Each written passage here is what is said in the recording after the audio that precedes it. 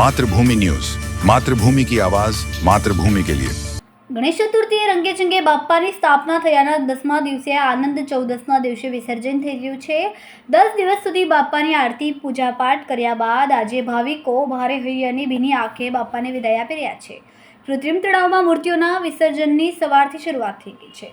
સુરતમાં શ્રીજીની 80,000 જેટલી પ્રતિમાની વિસર્જન પ્રક્રિયા શરૂ થઈ ગઈ છે। એસએમસીએ માટીની મૂર્તિ માટે તમામ ઝોનમાં કૃત્રિમ ઓવારાનું નિર્માણ કર્યું છે। રામજીઓવારા ખાતે સાંસદ મુકેશ દલાલે ગણેશ વિસર્જનનો પ્રારંભ કરાવ્યો હતો।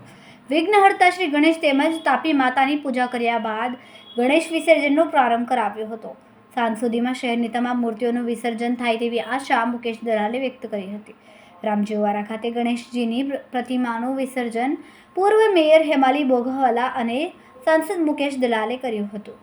સુરત મેયર અને પાલિકા કમિશનરે કહ્યું કે પાલિકા દ્વારા 21 જેટલા કૃત્રિમ તળાવ બનાવવામાં આવ્યા છે, જેમાં વિસર્જનની પ્રક્રિયા શાંતિપૂર્ણ માહોલમાં થાય તે માટેની વ્યવસ્થા કરવામાં આવી છે।